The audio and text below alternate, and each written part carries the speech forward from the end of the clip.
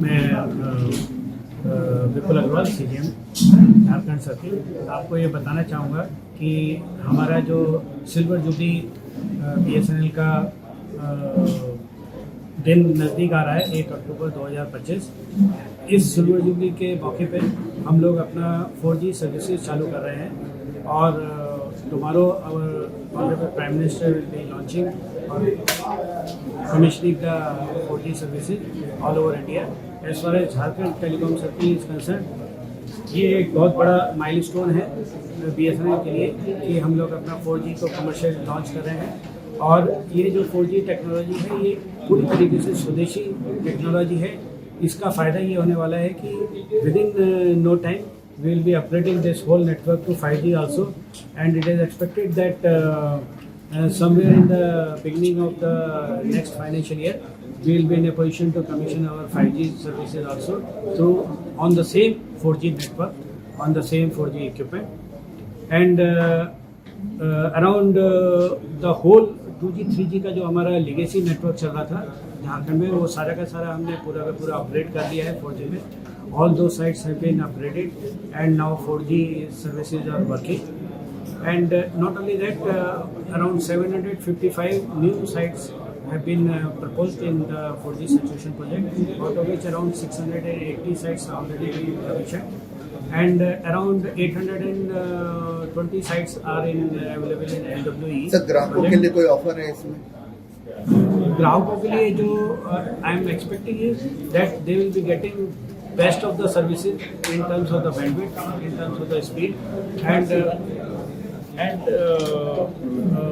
इसी के तहत हम लोगों ने एक 1 रुपये का प्लान भी फ्रीडम प्लान चलाया था 1 अगस्त से लेके और 15 सितंबर तक, जिसमें कि हमने नए 50,000 कस्टमर्स जोड़े हैं। और एक इसी सिल्वर जुबली के मौके पे नया प्लान हम लोग इंट्रोड्यूस कर रहे हैं 225 रुपीज़ का। उसमें असीमित वॉइस है और 2.5 GB डेटा पर डे है और 30 दिन की वैधता है ये।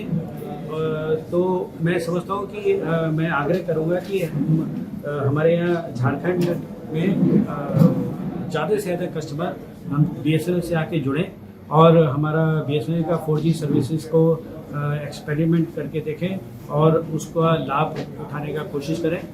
और उसके लिए अगर जो हमारे एग्जिस्टिंग कस्टमर्स हैं उनसे भी मैं आग्रह करूँगा कि हमारा जो 4G इनेबल्ड सिम है वो हमारा ले, और अगर सपोज उनके पास में अभी 2G का सिम नहीं है और हमारा 4G का जो बेस्ट ऑफ सर्विसेज है उसका एक्सपीरियंस करने का पूरा प्रयत्न करें।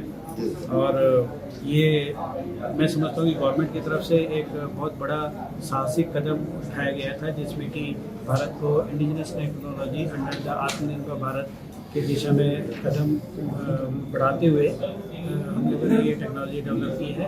और इसमें TCS जो भी सिस्टम इंटीग्रेटर था उसने C.DOT जो कि पूरी तरीके से भारत की स्वदेशी कंपनी है उसका कोर इक्विपमेंट है, और तेजस कंपनी जो कि भारत की कंपनी है उसका रैन इक्विपमेंट यानी कि जो BTS आप बोलते हैं वो इक्विपमेंट उन्होंने डिज़ाइन और डेवलप किया है।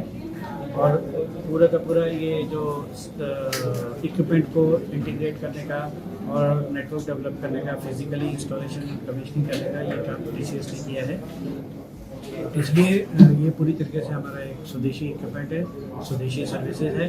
हालांकि इसमें हमको 1-2 साल एक्स्ट्रा लगे, लेकिन आज हम ये बोल सकते हैं कि भारत भी अब उन गिने चुने देश की श्रृंखला में खड़ा हो गया है जहाँ पर कि पूरा का पूरा 4G स्टैक जो हम बोलते हैं, यानी कि जो सॉफ्टवेयर एंड हार्डवेयर और लेयर्ड नेटवर्क टेक्नोलॉजी जिसे हम बोलते हैं, उस टेक्नोलॉजी को डेवलप कर सका है।